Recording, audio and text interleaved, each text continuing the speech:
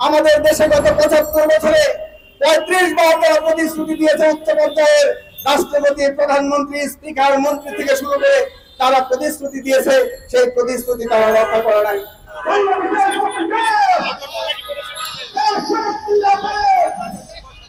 এটা প্রমাণিত যে তিস্তার পানি বন্টন কোন কারিগরি ইস্যু না, কোন প্রতিবেশগত সংকটের প্রশ্ন, এটা রাজনৈতিক সিদ্ধান্তের প্রশ্ন।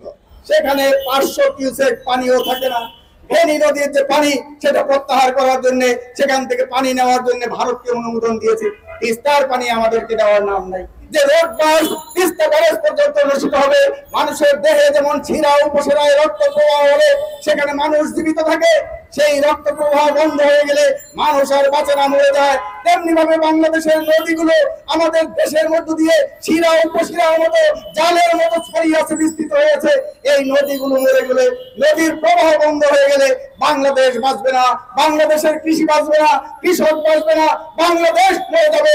সেই কারণে নদীমাতৃক বাংলাদেশের জনগণ হিসেবে আমরা জনগণের প্রকৃত রাজনৈতিক শক্তি হিসেবে আমরা এই নদী রক্ষার জন্য পানির দাবিতে, ন্যায্য হিস্যার দাবিতে আমাদের যে আন্দোলন, সেই আন্দোলন আমরা চলমান রেখেছি। আপনারা জানেন যে ভারতের পক্ষ থেকে ইতিমধ্যে শেখ হাসিনা বলেছে আমাদের দেশে গত ৭৫ বছরে ৩৫ বার তারা প্রতিশ্রুতি দিয়েছে। উচ্চ পর্যায়ের রাষ্ট্রপতি, প্রধানমন্ত্রী, স্পিকার, মন্ত্রী থেকে শুরু করে তারা প্রতিশ্রুতি দিয়েছে, সেই প্রতিশ্রুতি তারা রক্ষা করে নাই। আমাদের পানির ন্যায্য হিস্যা থেকে তারা বঞ্চিত করছে। কিন্তু বাংলাদেশের সরকার, নতুন সরকার ওই ভারতকে বাংলাদেশের ভিতর দিয়ে ট্রানজিট সুবিধা প্রদান করেছে। বাংলাদেশের চট্টগ্রাম বন্দর, বাংলা বন্দর ব্যবহার করার জন্য ভারত সরকারকে অনুমতি দিয়েছে। কিন্তু ভারত আমাদের যে ন্যায্য দাবি, সেই দাবি তারা মানছে না। আন্তর্জাতিক সমস্ত আইন, রীতি নীতি, প্রথা সমস্ত কিছু ভঙ্গ করে ভারত একতরফা ভাবে ওজনে বাদ দিয়ে পানি প্রত্যাহার করে বাংলাদেশকে মরুভূমির দিকে ঠেলে দিচ্ছে, বাংলাদেশের মানুষকে ধ্বংসের মুখোমুখি দাঁড় করিয়ে দিয়েছে। সংগ্রামী বন্ধুগণ, আর আমরা এই তীব্র নিন্দা এবং প্রতিবাদ জানাই। ভারত বাংলাদেশের নদীগুলোর যে সমস্যা, পানি সমস্যা, পানি বন্টনের সমস্যা, সেই সমস্যা নিয়ে তারা ইতিবাচক কোনো ভূমিকা পালন করে না। অথচ বাংলাদেশের সরকার গত কয়েক বছর আগে ফেনী নদীর যে পানি সেটা প্রত্যাহার করার জন্য, সেখান থেকে পানি নেওয়ার জন্য ভারতকে অনুমোদন দিয়েছে। তিস্তার পানি আমাদেরকে দেওয়ার নাম নাই। লং মাস তিস্তা নিয়ে টানা প্রতি বছর, করোনার কয়েকটা বছরের কথা বাদ দিলে সেটা আমি দেখেছি এবং এই হিসাবগুলো করেছি। লিপন ভাইয়ের সঙ্গে আমার কথা হচ্ছিল যে এই লিফলেট গুলো এবং তারিখ গুলো পেলে এটা আসলে একটা আলাদা গবেষণা হতে পারে যে একটা রাজনৈতিক দল কিভাবে নদীর প্রশ্নে ধারাবাহিক ভূমিকায় রেখেছে, বিক্ষোভ করে যাচ্ছে, লং মার্চ করতেছে। আমার জানা মতে আর কোন রাজনৈতিক দল, বাংলাদেশে না, বিশ্বের কোন রাজনৈতিক দল এত লং মার্চ নদী নিয়ে করেছে বলে আমার জানা।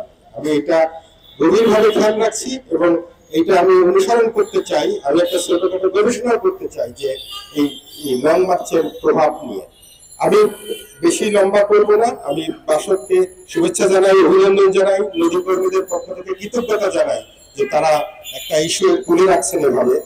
একই সঙ্গে একটা অনুরোধ করব যে এটা প্রমাণিত যে তিস্তার পানি বন্টন কোন কারিগরি ইস্যু না, কোন প্রতিবেশগত সংকটের প্রশ্ন, এটা রাজনৈতিক সিদ্ধান্তের প্রশ্ন। তিস্তায় আমরা এখানে পানি পাই না, পশ্চিমবঙ্গ সরকার যদি বলে যে পানি নাই, কিন্তু আমরা দেখবো যে তিস্তা থেকে পানি মহানন্দা, মেচি, ডাহুক নদী পর্যন্ত চলে যাচ্ছে প্রত্যাহার হয়ে। ফলে এটা সিদ্ধান্তের প্রশ্ন। সেই ক্ষেত্রে শুধু বাংলাদেশের রাজনৈতিক সিদ্ধান্তে না, ভারতের দিক থেকে রাজনৈতিক সিদ্ধান্ত লাগবে। শুধু সরকার, কেন্দ্রীয় সরকার ভারতের বা রাজ্য সরকার নয় বা বাংলাদেশ সরকার নয়, এর সঙ্গে রাজনৈতিক দলগুলোকে সোচ্চার হতে হবে।